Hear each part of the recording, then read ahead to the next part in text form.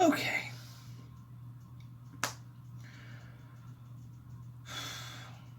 This is going to be a long video, folks, so strap in.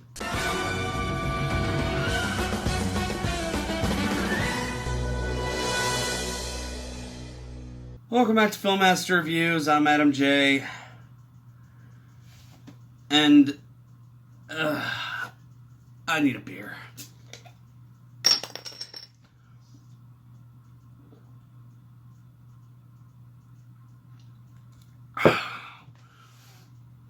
Oh, God. Okay.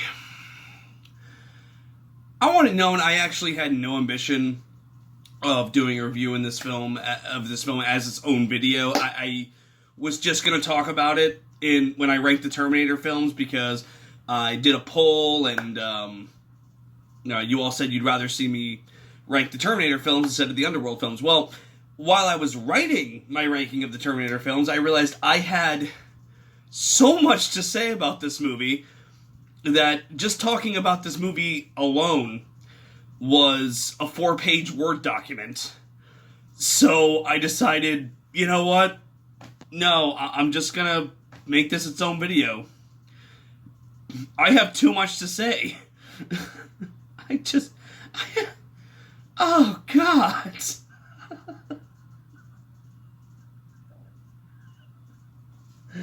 Oh. And you probably guessed from the title that it's not all positive. So, yeah, I'll just give you the highlights of this review in that ranking video. That's still coming, but I really need to get everything about this film off my chest. And just so you all know, this will be spoiler heavy. Because I'm sorry, people, I'm not tiptoeing around the giant Mexico-sized elephant in the room when it comes to spoilers for this movie. It's not happening.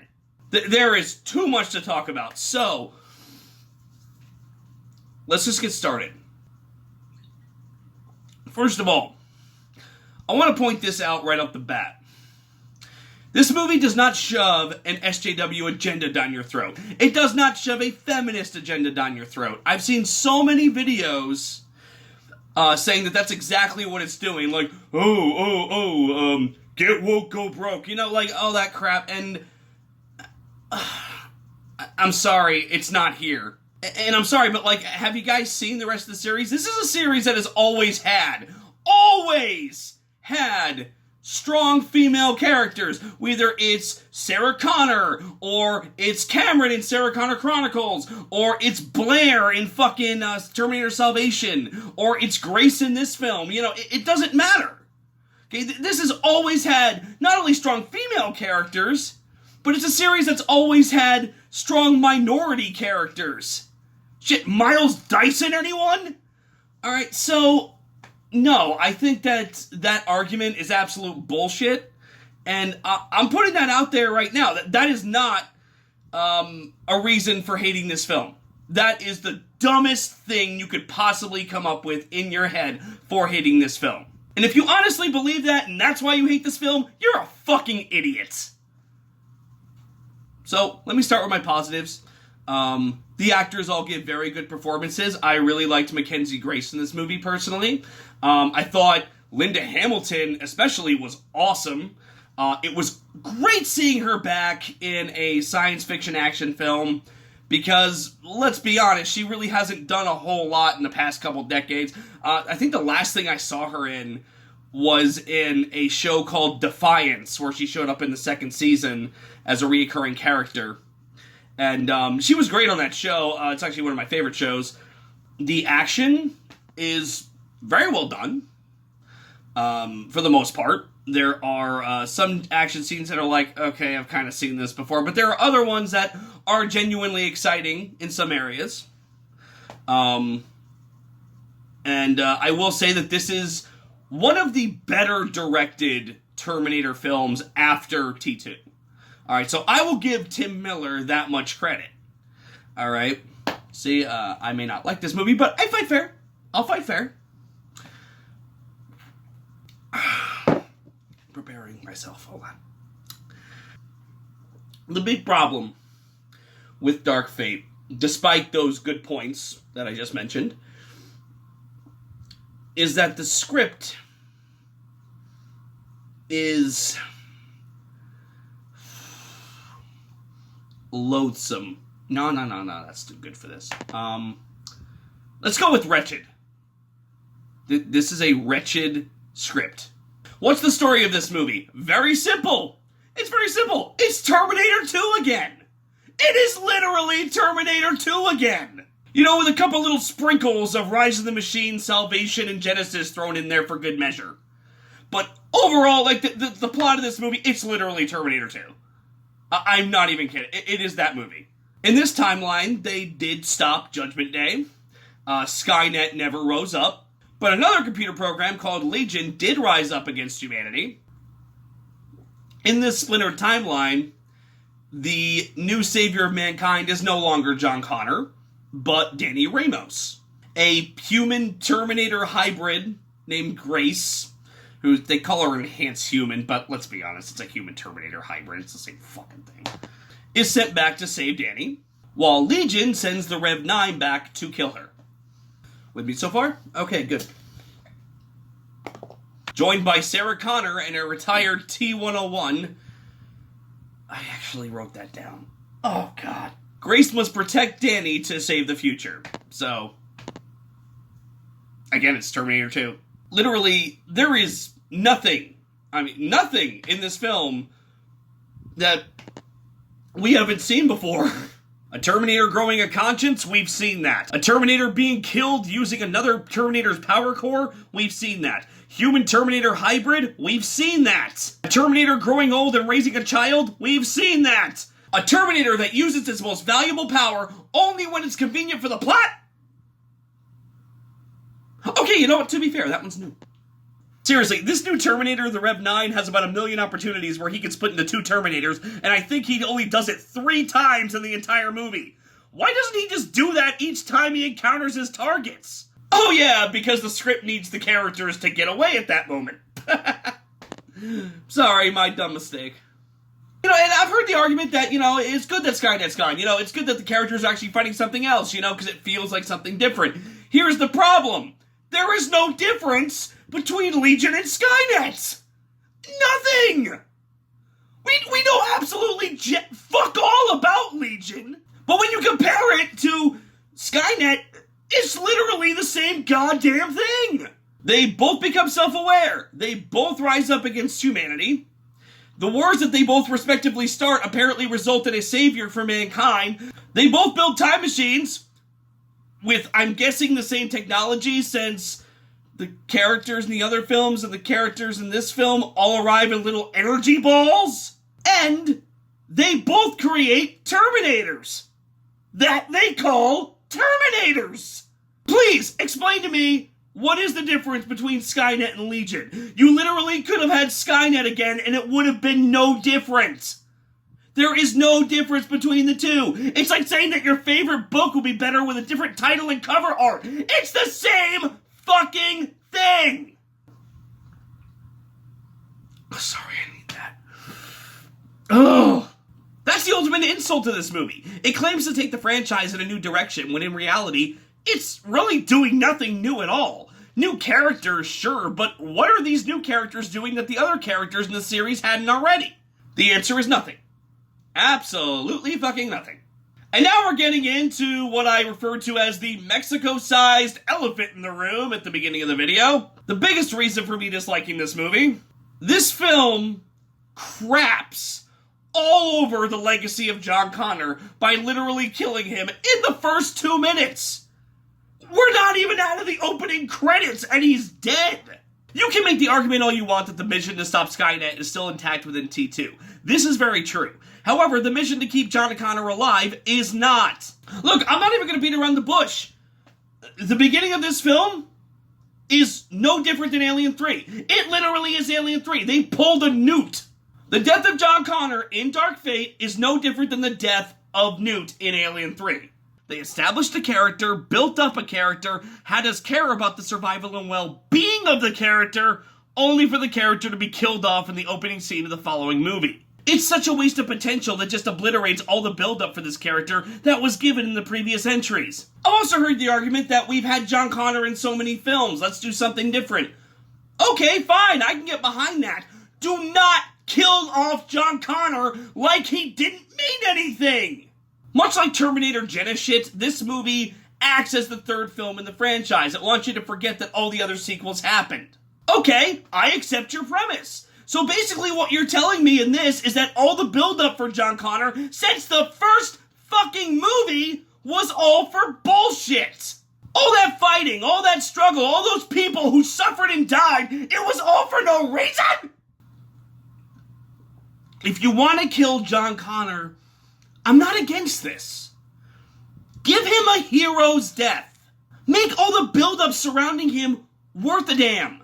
If you're going to kill a character like this, you have to justify it. And to kill him off, only to turn around and recycle a ton of crap that we've already seen in this franchise, is pretty insulting. Like, put it this way, if he had been in most of the movie, like if you had gotten Edward Furlong back, had him in most of the film, and then had him die for Danny, I would have been 100% okay with that. They could have had him struggling to find purpose in life after the events of T2. He's no longer the most important member of the human race, so he has no idea what to do with his life. You could have had him, along with Sarah, helping to protect Danny, and then sacrificing himself for Danny. It would have been very impactful having the old savior of mankind die for the new savior of mankind. It not only gives this character who was built up from the start as a hero a heroic death, it not only has him passing the torch, allowing you to create new sequels with this new character, but when you think about it, it makes him the savior once again. It would have been a simple and poetic death, and I really don't think many people would have had a problem with it. Like, please, think about what I just said and let me know what you think in the comments. I want to know. Because I'm sorry, what they did here, what they did in Dark Fate, it was a spit in the fucking face to me. Now let's move on to the T-101 who shoots John Connor. 1 second.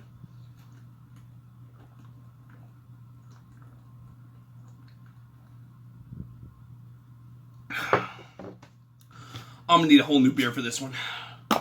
Apparently, we're told that several Terminators were sent to different points in time, along with the T-1000 and Terminator 2. Now, in terms of strategy, this is a good move on Skynet's part. But when you actually stop to think about it, it doesn't make any sense. If they were sent back with the T-1000, they would have been sent back before the timeline splintered. So they would have been sent back to the years after the bombs dropped. Like, really think about this. They wouldn't arrive in this new timeline when Judgment Day was stopped. They'd be arriving in a timeline where Judgment Day happened. Ergo, there should not be a Terminator in this timeline to kill John. It's beyond ridiculous, and what it means, essentially, is that, like, what this movie's telling me is that the T-101 didn't have to sacrifice himself at the end of T2. He didn't have to die. Arnold didn't have to die in that movie. In fact, if he had not sacrificed himself, he could have saved John. And we would not be having this conversation right now. What the hell is happening? But we cut to years later, and the Terminator that killed John is living the good life in a cabin in the woods, and feels super bad about killing John. So he sends Sarah Connor a bunch of anonymous coordinates that point her in the direction of Terminators arriving from the future. Okay, for the sake of argument, just forget what I just talked about, and, you know, let's go along with this Terminators and different points in time thing. I can understand if he was sent back with all these other Terminators, he would know where they landed. Question: how the fuck did he know where the Rev 9 landed? He gave Sarah the coordinates so that she could show up at the last minute and be some deus ex machina, saving Danny and Grace from the Rev 9, which is strange since she doesn't show up where either character originally landed when they time traveled, but whatever. And I'm sorry, my point stands. The Rev 9 is coming from a completely different future. How the hell does Arnold know where he's gonna land? Oh, and Arnold's doing this because apparently raising some woman's kid helped him grow a conscience and had him feel really bad for what he did to John. Okay, I have questions. The least of which is, who flip the switch on the back of his head so that he could do that? I mean, who opened him up and flipped the switch back there so he could, you know, learn and all that wonderful shit, you know? Are we just forgetting that plot point from T2? Are we just retconning that and ignoring that? Do we even care anymore? The CPU is a neural net processor, a learning computer.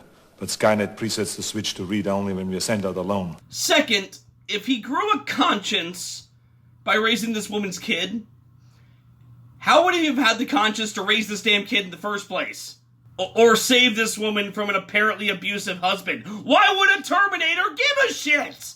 Terminators have to be reprogrammed to become protectors. They don't just learn it on a whim. James Cameron, these are your established rules, not mine. Get your shit together, bro.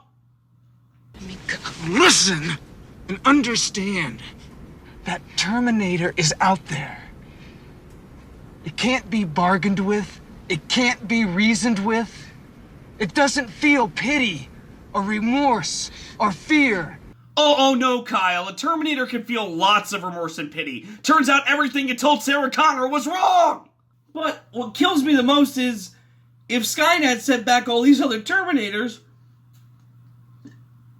Alright, well, after they carried out their mission, why wouldn't their first priority be to ensure the safety and security of Skynet? Why would they not be programmed to make sure that Judgment Day happens? Are they all just supposed to wander aimlessly around the globe after their missions are completed?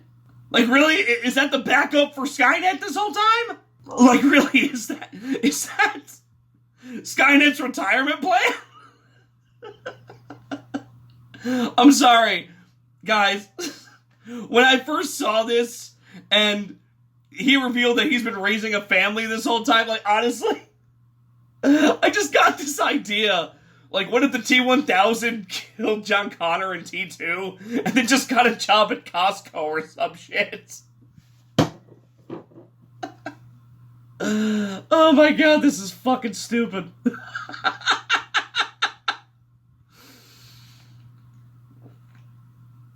But really, when you think about it, wouldn't ensuring the survival of Skynet be high priority? Jesus Christ! Even T3 got this right!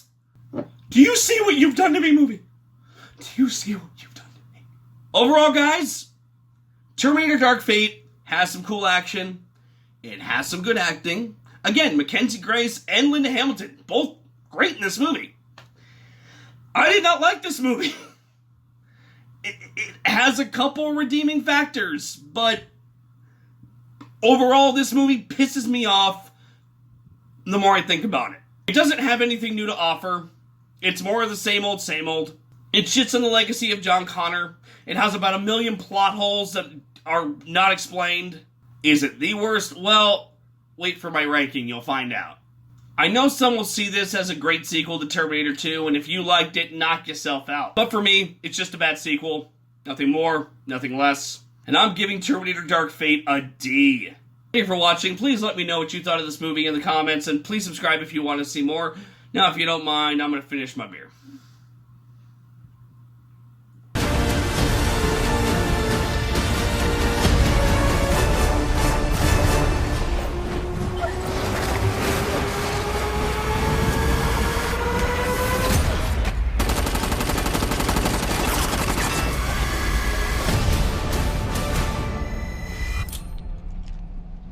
I'll be back.